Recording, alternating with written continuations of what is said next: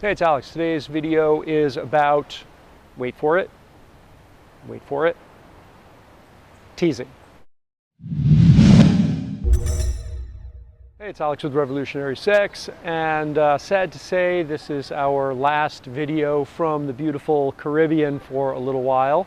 We'll be heading back to New York, and I'll be coming to you from there, but we will be on hiatus next week, back again in 2 weeks. Today's video is about teasing. Teasing is a lot of fun. It's a great way to add a little bit of sexual tension to your lovemaking. And I think everybody enjoys a certain amount of teasing. Men can tease women. Women, you can tease the men. And it's always something that adds a little spice if you do it right. But it can also fall flat and just be kind of annoying. So we're going to talk a little bit about why and how that happens.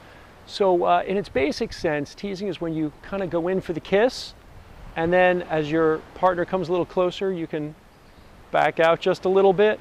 And it's immediately kind of fun, it's immediately playful, it immediately makes them kind of want to grab you and pull you in. It's something that both men and women can do with their partners. If you're a man and you're trying to tease your woman, you can be touching and licking around her breasts without ever making contact with her nipples and letting that excitement build. If you're going down on your woman, you can kiss her inner thighs and her belly and work your way closer and closer without actually touching her clitoris until the excitement builds so much that her hips are thrusting towards you. You can just put the very tip of your penis inside of her and very gently and with very shallow thrusts, you can drive her crazy until she's wanting more, until she's wanting deeper penetration. This is fun. This is good teasing. This is enjoyable for both of you. And if you're a woman, you get to play this game too.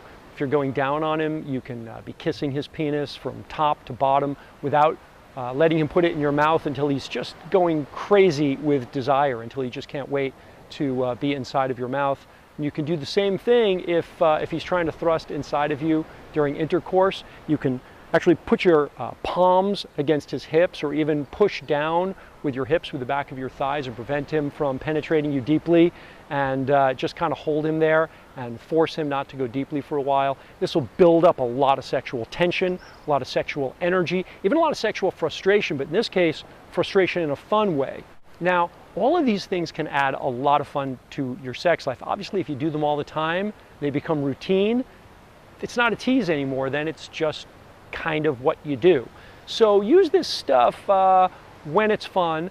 If you're not smiling and laughing, or just on the edge of that place of frustration and fun, then you're probably doing it wrong.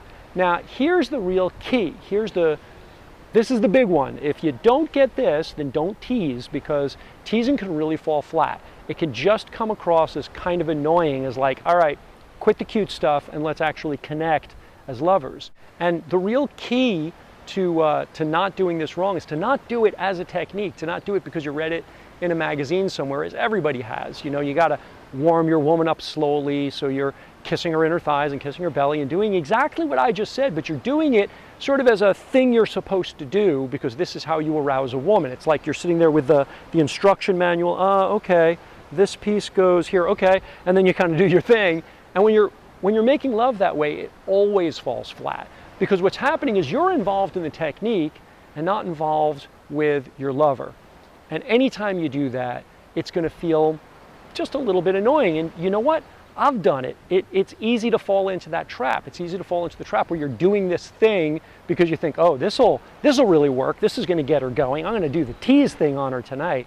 As soon as you start thinking that way, it's death. Don't do it. The way to do this properly is to be connected and to be having fun with your partner.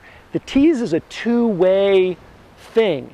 And when it's not two-way, it's not working. So you can feel this immediately when it's working, when it's not working. It becomes something that you're organically connected with your lover on. And when they feel it, and you've got this communication between the two of you, and you're actually doing it organically with them, so that how long you wait before making contact, if you're kissing her inner thighs, or if you're just kissing his penis but not letting him put it in your mouth, or you're just kissing your way down his body but not actually touching his penis yet, when you're doing these kinds of things, the exact amount of time to tease them for is the exact amount of time that you can feel that they're still enjoying it. In other words, you're connecting to them. You're paying attention to your lover.